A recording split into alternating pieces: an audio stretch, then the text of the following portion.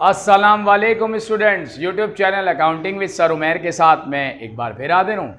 Student, आज मैं आपको फाइनेंशियल स्टेटमेंट एनालिसिस जो कि एडीसी पार्ट 2 एडवांस अकाउंटिंग का टॉपिक है, इसका एक और सॉल्यूशन करके दिखाऊंगा। लेकिन वीडियो देखने से पहले अगर आपने मेरे यूट्यूब चैनल को सब्सक्राइब ना किया हो तो सब्सक्राइब कर लें ताकि हर नई आने वाली वीडियो का आपको नोटिफिकेशन मिल सके। स्टूडेंट्स, ये क्वेश्चन 2009 रेगुलर क्वेश्चन नंबर 3 है जो मेरे लेफ्ट पर आपको नजर आ रहा होगा। क्वेश्चन रीड करें तो इसमें हमसे कहा जाता है following comparative data has been taken from the record of Nuzhat and company.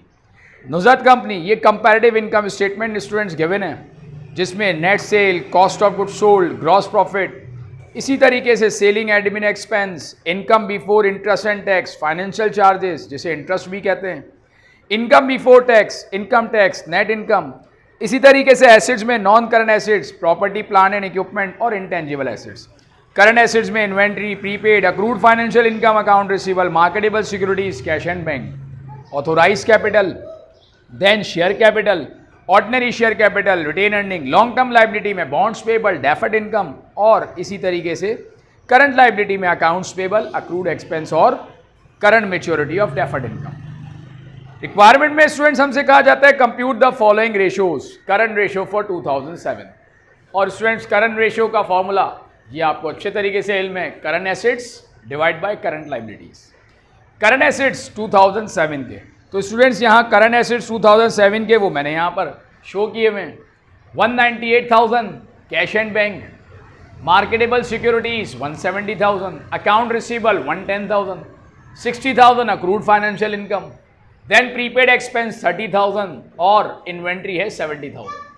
इस तरीके से जो करंट एसेट्स हमारे पास 2007 के आ गए वो आ गए 638,000।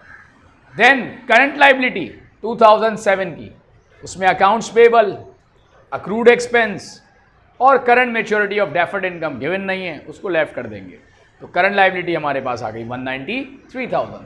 डिवाइड किया, आंसर आया 3.31:1। इसका मतलब अगर 1 रुपए की करंट लाइबिलिटी है तो उसको पे ऑफ करने के लिए जो करंट एसेट्स हैं वो 3 रुपये 31 पैसे के हैं। Then next ratio, quick ratio 2008। Quick ratio का formula quick assets divide by current liabilities. Quick assets students वो मैंने आपके लिए शो किए हुए हैं, 120,000 cash and bank, marketable securities, account receivable और अक्रूड फाइनेंशियल इनकम। इस तरीके से क्विक एसेट्स 2008 के हमारे पास आ गए 5,60,000। इसमें इन्वेंट्री, प्रीपेड और सप्लाईज हम नहीं लेंगे।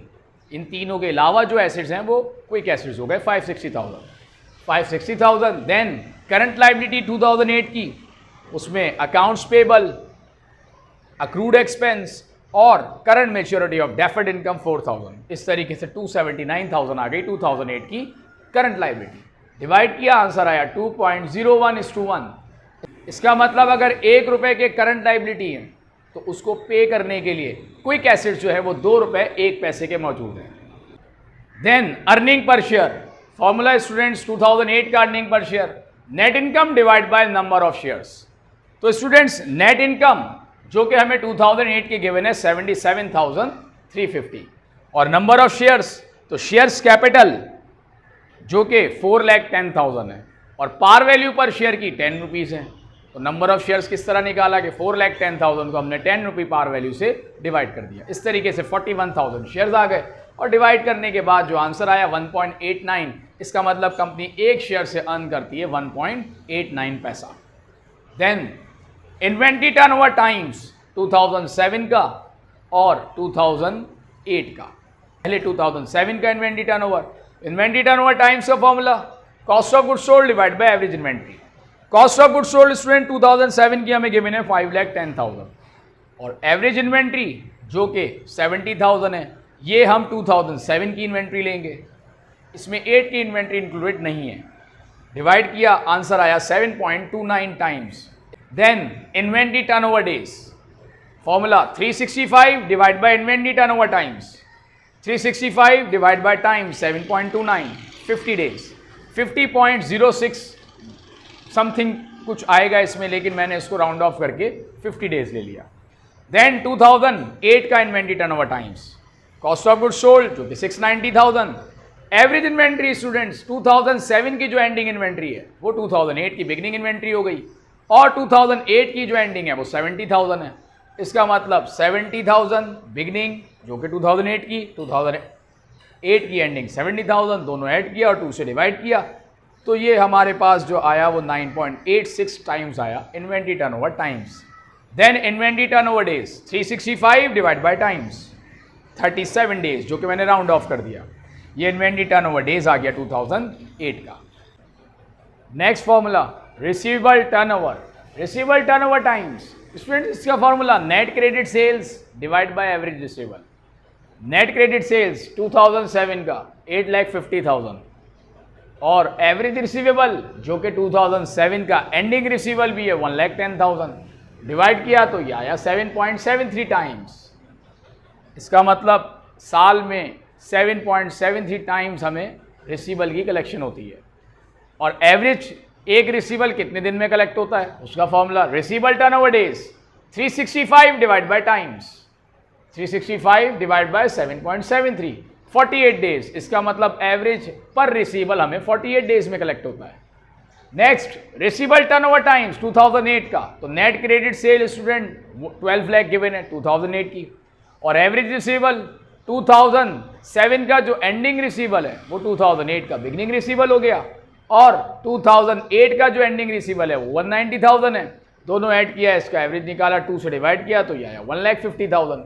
12 लाख को हमने 1,50,000 से डिवाइड किया और हमारे पास आ गया 8 टाइम्स। इसी तरीके से इसके डेज निकालेंगे 365 डिवाइड बाय टाइम्स, तो ये आ गया 46 डेज, मतलब एवरेज 46 डेज में पर रिसीवेबल हमें कलेक्ट होता है।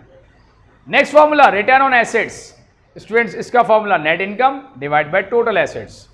आप इसको operating income divide by total assets से भी कैलकुलेट कर सकते हैं, लेकिन बेटर ये कि आप इसको नेट इनकम से कैलकुलेट करें।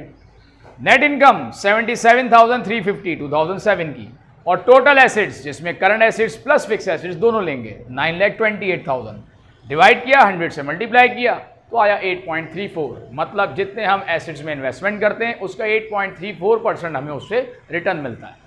देन 2008 का return on assets, net income 168,300, total assets 12,52,300, divide किया 100 से मल्टीप्लाई किया 13.44% आया, मतलब जितने एसेट्स हमने इन्वेस्ट किए उसका हमें 13.44% रिटर्न हुआ। तो स्टूडेंट ये एक कॉन्सेप्ट था जिसमें दोनों ईयर्स का मैंने आपको वर्किंग करके दिखाई। उम्मीद है आपको ये कॉन्सेप्ट समझ आ गया होगा। अगर आपको मेरी वीडियो पसंद आए तो मेरे चैनल को ज़रूर सब्सक्राइब करें ताकि आने वाली नई वीडियोस का आपको नोटिफिकेशन मिल सके। नेक्स्ट वीडियो में नए क्वेश्चन के साथ फिर मैं हाजिर होऊंगा, तब तक के लिए मैं इजाज़त चाहता हूँ। अल्लाह हाफ़िज़।